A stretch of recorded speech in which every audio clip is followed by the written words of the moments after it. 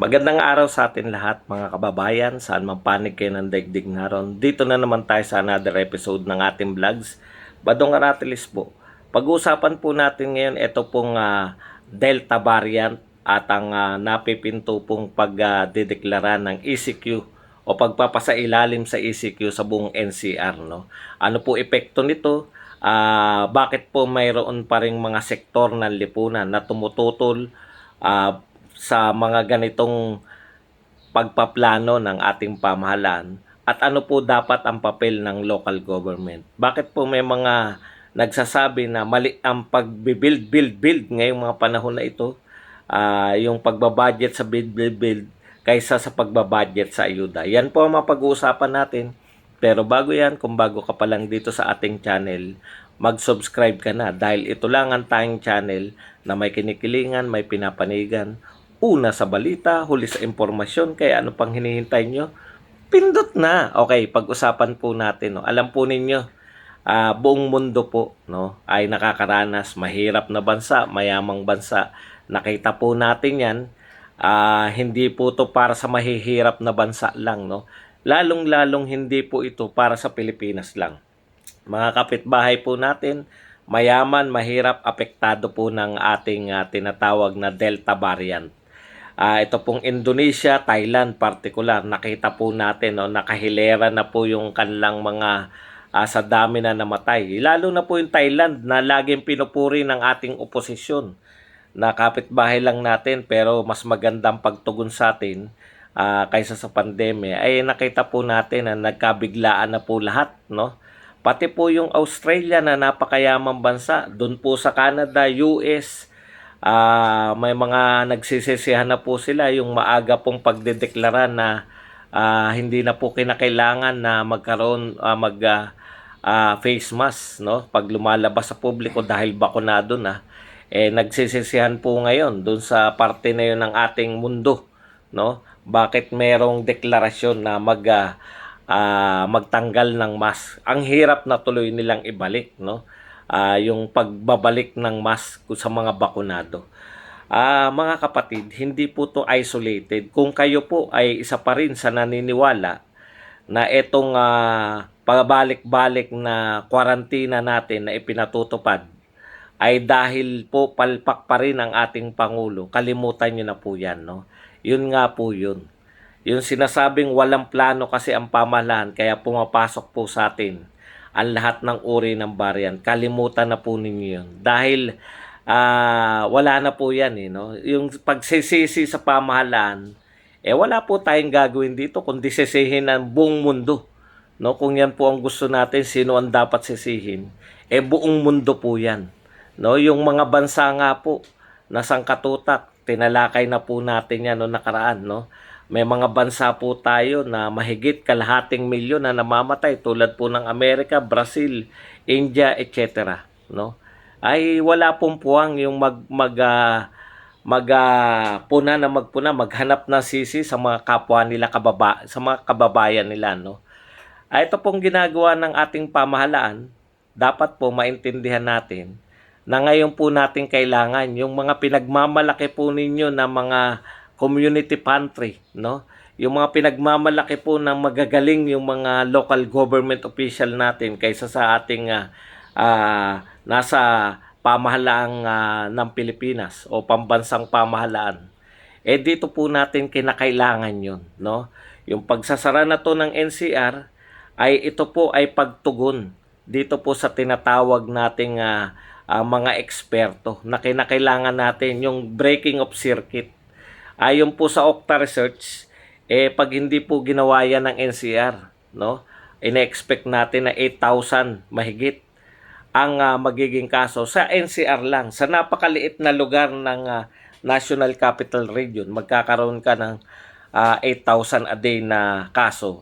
Malaking bagay po yun. Super spreader po to. Sa totoo lang po, ang Metro Manila ay ang super spreader po ng ating kasi diyan po nagta-travel lahat, papunta po diyan, marami po transaksyon na nagaganap po diyan.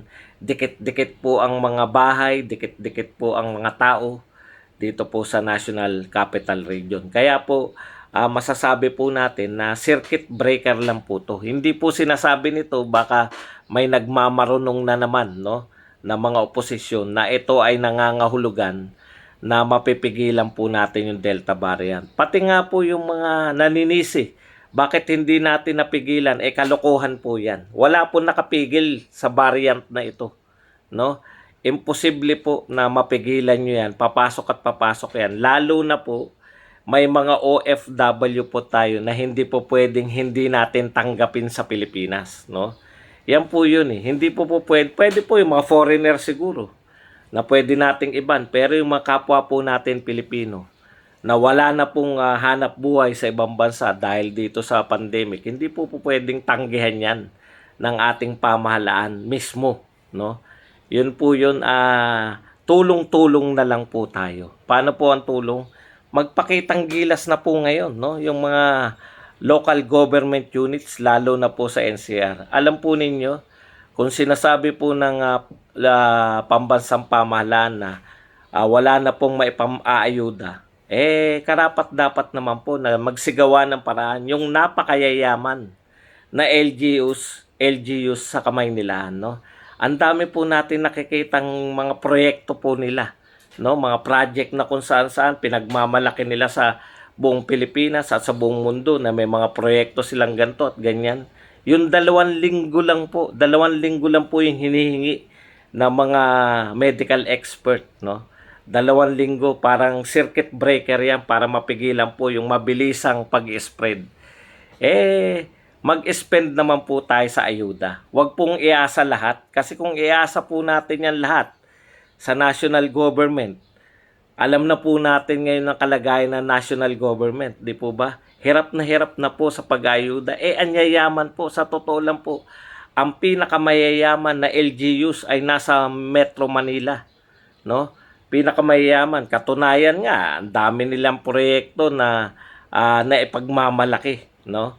Kaya po, it's about time na panahon na para lahat din po ng mga mayayaman na tao, nakabase po dyan sa Metro Manila, lahat po ng mga hanap buhay. Malalaking negosyante, malalaking oligarko, malalaking negosyo, malaking pinagkakakitaan, halos lahat po yan ay nakabase sa NCR. Kaya po ang sinasabi natin, tulong-tulong po ang pamahalaan, lokal na pamahalaan at ang national government. Tigilan na po ng mga senador. Bilib nga ako ngayon, no? Kung may ilang araw na yung mga senador, hindi po natin alam kung ito bang mga to ay kaya nananahimik dahil wala silang maibato o naghihintay lang po ng maling mga yung sa tingin nila ay pwede nilang atakihin na naman yung ating pamahalaan. Wala na po to no? Yung mga taong wala nang ginawa kundi umatake, ang itanong po natin sa kanila, ano ang tulong nyo? Yung mga pondo po ninyo, no? Pondo po ng senador, pondo ng mga congressman, kaysa kung saan-saan po ninyo gamitin, dito na po sa ayuda ninyo. Yung lahat po ng congressman ng Metro Manila, napakarami po niyan. Lahat po ng mga mayor, no? Gamitin nyo po muna para sa 2 linggong ECQ. Para yung mga tao po, ngayon po kayo magpakitang gilas. Ngayon po kinakailangan yung presensya ninyo. Yung mga mahihilig mag-TikTok, yung mga mahihilig sa social media, ngayon po ninyo ipakita yung gilas ninyo. Ngayon po kayo wag po kayong hingi lang ng hingi, no? At alamin naman natin kung pag-uusapan, bilyon-bilyon naman ang pera nyo. Wag nyo pong korputin. At tulungan po ninyo yung mga medyo mahihirap na municipal o mga syudad dito sa Metro Manila. May mga syudad po naman na walang kakayahan. Tulungan naman po ng mga mayayamang syudad. Anyway, ang ayuda naman na yan, ano ba naman yung 1,000 o 4,000 per family? Kaya na po yan. Bigay po ng yung mga food packs na yan. Madidiskarte naman po tayo. Para naman po yung inaangal ni Senator Grace po, na nakalimutan niya po na pangatlo po yung mga senador sa pinakamatataas na tungkulin. President, Vice President, tapos po mga senador na. panay pa rin po ang suggestion lang, ayaw naman kumilos. Nakita ko na naman po, yun po nakakainis no. Wag lang daw po iligtas yung ano no, yung medical no. Pati po pangkabuhayan daw dapat i-provide ng ating pamahalaan. Nakakalimutan itong mga uri ni Grace po ng mga politiko na sila po ay bahagi ng pamahalaan. Panahon na po para tumulong din kayo, no? Umikot lahat ng senador sa NCR na may ECQ. Mamahagi kayo ng mga ayuda. Katulad po nung una, namimiss po natin yung, hindi naman po ako, no, pero yung mga pagcha-challenge po sa lahat ng mayayaman. Ito na po yung panahon. Yung mga mahilig po mag-pantry, ngayon po kailangan yung inyong mga tulong. Etong 2 linggo na ito para hindi po magutom yung ating mga kababayan dyan sa NCR. Okay, punta po tayo rito sa isang topic, no? Kaugnay pa rin po niyan.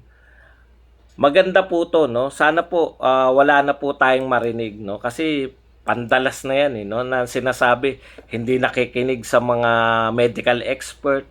Ito po, nakikinig po ang ating Pangulo. Actually, no? Ito nga po yung pinagmamalaki natin. Kasi po yung maaangal dyan, yung mga taga-UP. Panay taga-UP na po yung mga medical expert na kinukonsulta ng IATF, no? Karamihan po niya, mga UP na po galing. Yung mga IATF po natin na medical expert. Natsyempo po na pareho po sila na sinasabi nito ng Okta Research. Pero hindi po ibig sabihin na mas magaling yung Okta Research kaysa sa mga kinukonsulta ng IATF, no? Hindi po yun ibig sabihin nun. Kita nyo naman po, pareho naman po sila ng resulta ng mga sinasabi. Okay, nakakabilib din po yung mga medical expert. Nung nanawagan sila noon, kung natatandaan nyo, ng 2 weeks circuit breaker, ang laki pong epekto eh. Di ba? Malaki po yun. Kung di ako nagkakamali, yung December po banda yun. No? Nanawagan din sila na 2 weeks na ECQ. Ayan po, maganda po yung naging epekto. Sana po ito maging maganda rin po yung epekto. At hindi po sinasabi na pipigilan ito yung variant, no? Kung hindi, ay lang po, ihahanda tayo sa eventual na pagdating nitong variant na to. Paano po tayo ihanda? Babakunahan po ang marami, no? Kinakailangan po mabakunahan ang marami dito sa variant na to. Kasi ito lang po ang makakapigil. Sa mga pag-aaral po ngayon, kahit po dumadami yung kaso, kahit po na tinatablan pa rin po ng COVID-19, kahit yung fully vaccinated, sa lahat po ng kaso na yan, naiiwasan po yung ma-hospitalize, naiiwasan din po yung lumalala, yung kanilang mapupunta po sa kamatayan. Konting-konting porsyento lang po kahit yung malalaking bansa. Sa pag-aaral na ginagawa po sa US, no, wala na pong 1%, no, yung sa mga bakunado yung talagang lumala pa dahil dito sa variant na to. Kaya po yan lang po ang protection. Yung 2 weeks po na yan, kinakailangan po mag-isip yung mga LGUs. Hindi lang po ng pang-ayuda, kundi paano papabilisin, no, lahat na po ng paraan, magparami ng mga COVID vaccination centers, at kung ano pa po ay kinakailangan po samantalahin po natin yan. Okay, punta po tayo rito sa isa, no. Pag may pagkakataon po talaga, meron na naman pong tinatawag na local think tank na tinatawag na ILEAD ang nagsasabi na mali po na naman yung pagtugon sa pandemya. Ipinahihiwatig po nila yung kamalian ng pagtugon sa pandemya dahil po, no, dito sa pangyayari na yung budget daw po ng ayuda, wala ka raw po makikitang budget ng ayuda, samantalang yung build at iba pang proyekto na ito po yung sinabi para mas maunawaan natin. Sinabi po to ni Ziza Sosara, Executive Director, ILEAD. Okay. They budgeted for a business as usual.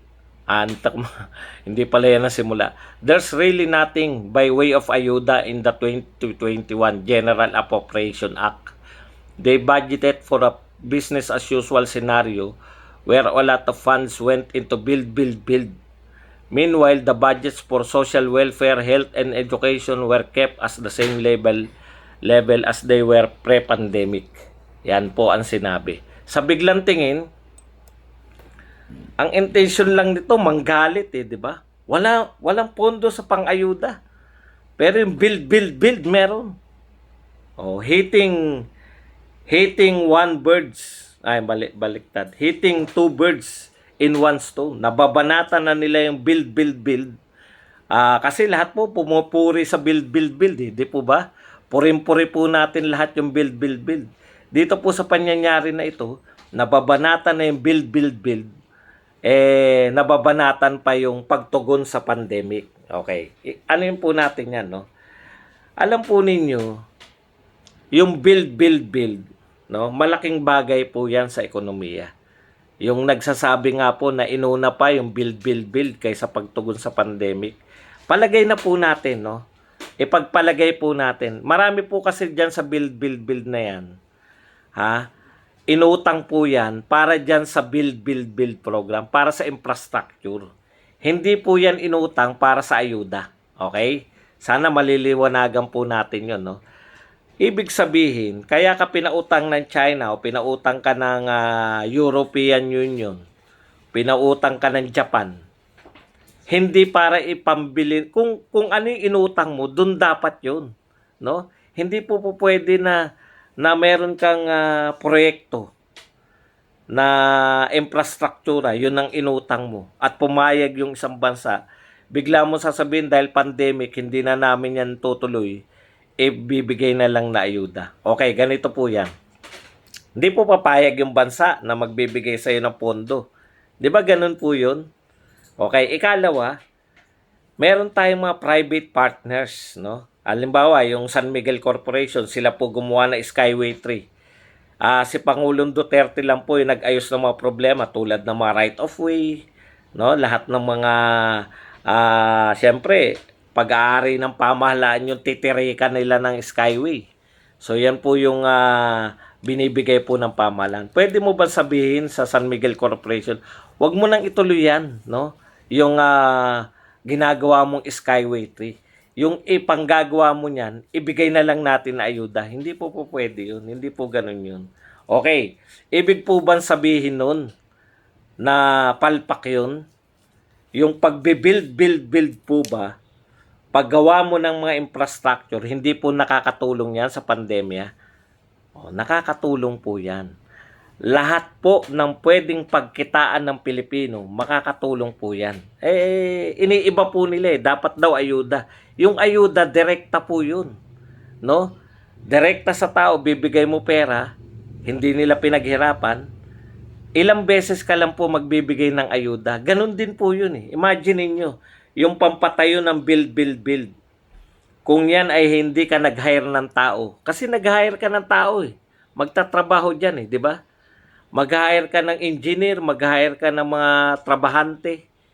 Kikita po sila. Yung mga trabahante na to, bibigay sa misis nila yung kinita nila. Yung misis nila mamamalengke. Kikita po yung palengke. Yung palengke po, ganun po yan Hawa-hawa po yan Yung palengke, may-ari ng mga stall, may mga boy po yan, kikita yung mga boy. Yung mga boy naman po, bibigay na naman sa misis nila. O yung negosyo ng baboy, bibili na naman po ng panibagong baboy, etc.